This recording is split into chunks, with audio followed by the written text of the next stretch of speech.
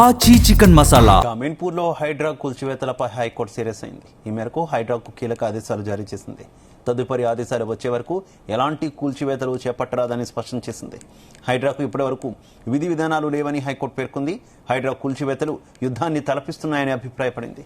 అమీన్పూర్ కూల్చివేతల వీడియోలను పిటిషనర్లు హైకోర్టుకు సమర్పించారు.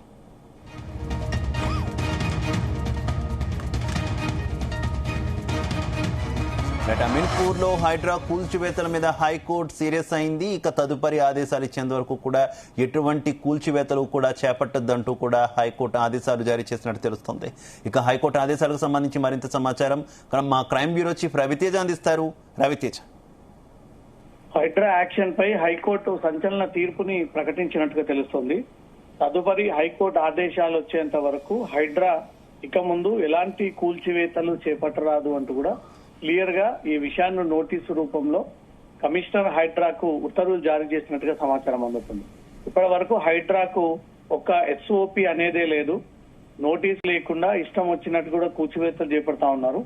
అమీన్పూర్ కూల్చివేతల వివాదానికి సంబంధించి ఈ రోజు హైకోర్టులో విచారణ సందర్భంగా అమీన్పూర్ లో జరిగినటువంటి కూల్చివేతల సమయంలో హైడ్రా ఎలా వ్యవహరించింది, ఎలా కూల్చివేతలు జరిపింది, అధికారుల ఎలా యాక్షన్ ప్లాన్ అమలు చేశారంటూ ఆ వీడియోలన్నింటినీ కూడా పిటిషనర్లు ఈ రోజు కోర్టుకి సమర్పించడంతో హైడ్రాపై హైకోర్టు తీవ్ర ఆగ్రహం వ్యక్తం చేసినట్టుగా సమాచారం అందుతుంది. సంవత్సరం దాటినా ఇప్పటి వరకు హైడ్రాకు ఎలాంటి ఎస్ఓపి లేదు. వందల మంది హైడ్రా సిబ్బంది కూల్చివేతలు చేపడుతుంటే ఒక యుద్ధ సన్నివేశంలో తలపిస్తా ఉంది. హైడ్రాకు ఎన్నిసార్లు ఆ సమాచారాన్ని కోర్టు దృష్టిలో పెట్టి కోర్టు ఆదేశాల ప్రకారంగా కూల్చాలి కానీ ఈ పేదలవి, నిరుపేదలవి, మిడిల్ క్లాస్ వారివి టార్గెట్ గా చేసుకుని ఈ కూల్చివేతలు ఎందుకు చేపడతా ఉన్నారంటూ కూడా ఈ రోజు జరిగినటువంటి సందర్భంగా హైకోర్టు క్వశ్చన్ చేసినట్టుగా తెలుస్తుంది. లేక్స్, పబ్లిక్ పార్క్స్, రోడ్లని ఆక్రమిస్తే కూల్చివేతలు చేయండి, అది ఎస్ఓపిలను కోర్టు ముందు ఉంచిన తర్వాతే ఆ యాక్షన్ ప్లాన్ ని అమల్లోకి చేయండి. ఈ బఫర్ జోన్ అని, తర్వాత ఎఫ్టిఎల్ పరిధి, ఇది ప్రభుత్వ స్థలం అని రకరకాలుగా నినాదాలతో హైడ్రా చాలా మందికి నోటీసులు ఇవ్వకుండా ఇష్టానుసారంగా మూసీ రివర్ ఫ్రంట్ డెవలప్మెంట్ అని, హైదరాబాద్ నగరాభివృద్ధి అని రకరకాలుగా ఈ నినాదాలతో హైడ్రా ముందుకు వెళ్తూ ఈ కూల్చివేతలు సాగిస్తా ఉంది. ఈ రోజు హైకోర్టు హైడ్రా వ్యవహార తీరుపై మాత్రం ఆగ్రహం వ్యక్తం చేస్తోంది. ఇప్పటి వరకు హైడ్రాకి ఎస్ఓపి లేనప్పటికీ ఎలాంటి సమాచారాన్ని ముందస్తుగా కోర్టుకి తెలియజేయకుండా వీళ్ళు ఈ కూల్చివేతలు చేపట్టడాన్ని మాత్రం కోర్టు తప్పుపట్టింది. తదుపరి ఆదేశాలు వచ్చేంత వరకు కూడా ఎట్టి పరిస్థితిలో ఈ కూల్చివేతలు ఇకపై ముందుకు సాగకూడదు అంటూ మాత్రం క్లియర్ గా కోర్టు డైరెక్షన్ ఇచ్చింది. ఇదే హైకోర్టు ఆదేశాలు ఇచ్చినటువంటి వెంటనే నిన్న నుంచి కూడా తెలంగాణ హైకోర్టు పేరుతో ఒక నకిలీ ఫేక్ ఆర్డర్ సోషల్ మీడియాలో సర్క్యులేట్ అవుతా ఉంది.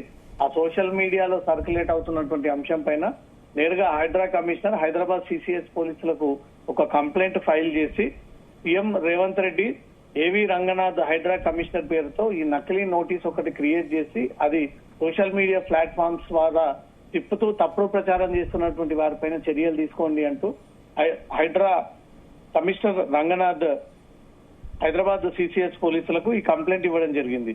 దీంట్లో హైకోర్టు చీఫ్ జస్టిస్ పేరుతో సోషల్ మీడియాలో ఈ నోటీసు వైరల్ అవుతా ఉంది. తాజా కూల్చివేతలపై వ్యక్తిగతంగా సీఎం రేవంత్ రెడ్డి, హైడ్రా కమిషనర్ రంగనాథ్ ఇద్దరు చీఫ్ జస్టిస్ బెంచ్ ముందు హాజరు కావాలంటూ ఈ ఫేక్ నోటీస్ ని ఎవరో కొంతమంది పనిగట్టుకొని సీఎం రేవంత్ రెడ్డి, ఏవి రంగనాథ్ హైడ్రా కమిషనర్ ఇద్దరి పరువుని దిగజార్చే విధంగా ఈ ఫేక్ లెటర్ ని ఒకటి క్రియేట్ చేసి సోషల్ మీడియాలో దాన్ని విపరీతమైనటువంటి ట్రోల్ కామెంట్స్ చేపడతా ఉన్నారు. కాబట్టి అలాగే ఈ కేసు విచారణ సందర్భంగా హైకోర్టు చేసినటువంటి కామెంట్స్ కూడా కొంత చర్చనీయాంశం అవుతున్నాయి కదా. హైడ్రా కూల్చివేతలు యుద్ధాన్ని తలపిస్తున్నాయంటూ కామెంట్స్ చేశాయంటూ కూడా వార్తలు వస్తున్నాయి. అలాగే హైడ్రాకి ఇంకా విధి విధానాలు లేవంటూ కూడా న్యాయమూర్తి కామెంట్ చేశారనేటటువంటి వార్తలు వస్తున్నాయి. అందులో వాస్తవం ఎంత, ఏమనుకోవాలి నిజమైతే ఈ కామెంట్స్ ని? హైడ్రా ఏర్పాటు చేసి ఇప్పటికీ సంవత్సరం కావస్తా ఉంది. ఇప్పటి వరకు ఎస్ఓపి అంటే విధి విధానాలు లేకుండానే ఒక చట్టబద్ధత ఏర్పాటు చేశారు కానీ ఒక ప్లానింగ్ ప్రకారంగా ముందుకు వెళ్ళట్లేదు. కొన్ని ఏళ్ల తరబడి అదే స్థలాల్లో అక్కడే కుటుంబాల నివాసం ఉంటున్నప్పుడు ఏ ప్రభుత్వాలు చేయనటువంటి సాహసం మీరు ఎందుకు చేస్తా ఉన్నారు? ఇప్పటి వరకు ఎన్ని పెద్దల భూమిని కూల్చారు, ఎంతమంది బడా నాయకుల యొక్క కబ్జాలని మీరు బయటికి వెనక్కి తీశారు, వాళ్ళకి కూల్చేశారు అనే దానిపై ఎలాంటి స్పష్టత లేదు. కాబట్టి ఓన్లీ నిరుపేదలు, పూర్ పీపుల్ వారు రూపాయి కూడేసుకొని కట్టుకున్నటువంటి ఇండ్లని, ఆ స్థలాలని అవన్నీ కూడా కూల్చివేస్తా ఉన్నారు తప్ప హైదరాబాద్ లో ఉన్నటువంటి బడా నేతలు, అగ్రనేతలు, వ్యాపారవేత్తలు, బిజినెస్ మ్యాన్ల యొక్క జోలికి పోవట్లేదు. హైడ్రాపై కొన్ని అనుమానాలు ఉన్నాయి. ఒకవైపు ఒక తీరుగా వ్యవహరిస్తా ఉంది, ఉన్నవారికి సంపన్నులకు ఒక రకంగా వ్యవహరిస్తుంది హైడ్రా అనే ఒక అనుమానాలని హైకోర్టు వరకు తీసుకొచ్చారు. అనేక సందర్భాల్లో బాధితులు మీడియా ముందు కూడా తమ బాధను వ్యక్తం చేయడం జరిగింది. అందరికీ సమాన హక్కులు ఉన్నాయి, అందరికీ సమానంగా వ్యవహరించాల్సినటువంటి హైడ్రా కేవలం కింది స్థాయి, చిన్న స్థాయి కోర్టుని ఆశ్రయించలేరు. వీళ్ళు ఏం చేసినా ఇక ప్రభుత్వం వరకు ఇష్యూ వెళ్ళదు అనే ప్లేసెస్ నే వీళ్ళు టార్గెట్ గా చేసుకుని ఆ చోట వీళ్ళు కూల్చివేతలు చేపడతా ఉన్నారంటూ కూడా హైడ్రా పైన తీవ్ర విమర్శలు వస్తా ఉన్నాయి. ఈ రోజు కోర్టు కూడా ఎలాంటి విధి విధానాలు లేకుండా, ఒక ఎస్ఓపి లేకుండా మీరు ఎలా ఈ కూల్చివేతలు చేపడతా ఉన్నారు, నోటీసులు ఎందుకు ఇవ్వట్లేదు, కోర్టుకు ఆ విషయాన్ని ముందుకు ఎందుకు తెలియజేయట్లేదు, ఇకపై కోర్టు నుంచి ఉత్తర్వులు వచ్చేంత వరకు హైడ్రా ఎక్కడ కూడా పోలీస్ అధికారులు యంత్రాలను తీసుకొని పోయి డైరెక్ట్ గా కూల్చివేయడానికి వీలేదు. కోర్టు ఉత్తర్వుల వరకు మీరు ఆగిపోవాల్సిందే. కోర్టు దీనిపైన స్టే విధిస్తుంది. ఇప్పటి వరకు ఇక ముందు మీరు ముందుకు సాగకండి అంటూ మాత్రం క్లియర్ గా హైకోర్టు ఈ ఆదేశాలు జారీ చేయడం జరిగింది. దీనిపైన హైడ్రా ఎలాంటి రియాక్షన్ ఇవ్వబోతా ఉందనే దానిపై ఇంకా క్లారిటీ రావాలి. Shiva, okay, thank you.